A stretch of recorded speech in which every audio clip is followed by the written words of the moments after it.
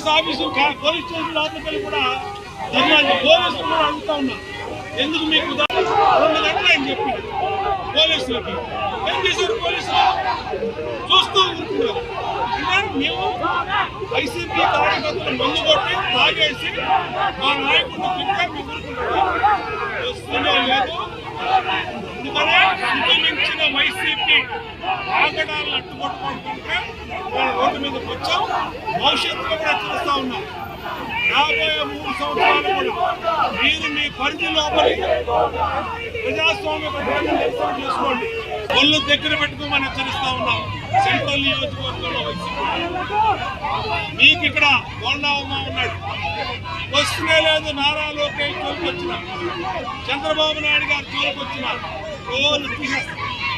అట్లాగే ఈ ప్రభుత్వంలో గ్రూప్ 1 అని పెట్టి ఆ గ్రూప్ 1లో హాయిలాండ్ లో కాపర్లు తెచ్చి డిఎస్పీలు ఆర్టీఓలు ఈ పోస్టులకి మీరు బహిరంగంగా 5 కోట్లకి 10 కోట్లకి అమ్ముకుంటే ఆ తెలుగుదేశం పార్టీ చెప్పలా మీ అవినీతి కోర్టు చెప్పింది.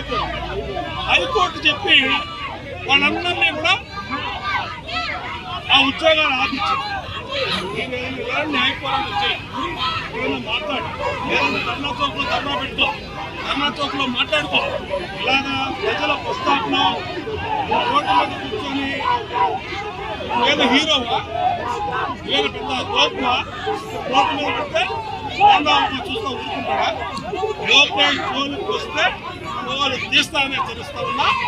ప్రజాస్వామ్య పత్రికంగా ఈ 2 ఏళ్ళు మేము ఆనందాన్ని గౌరవించి అలాగే చట్టాన్ని గౌరవించి మేము వీళ్ళ జోలికి ఇవాళ శృతి మించారండి.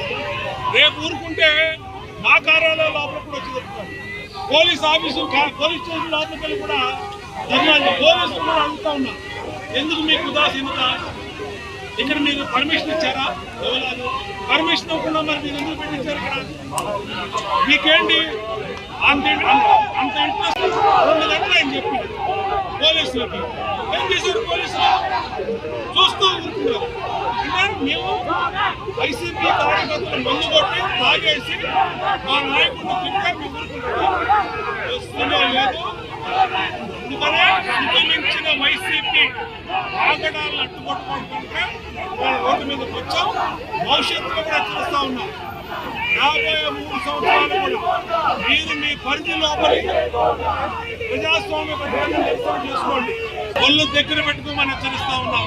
సెంట్రల్ నియోజకవర్గంలో వైసీపీ మీకు ఇక్కడ బోండావమ్మ ఉన్నాడు, వస్తూనే లేదు. నారా లోకేష్ జోలికి వచ్చిన, చంద్రబాబు నాయుడు గారు జోలికి వచ్చిన రోజు తీసేస్తారు.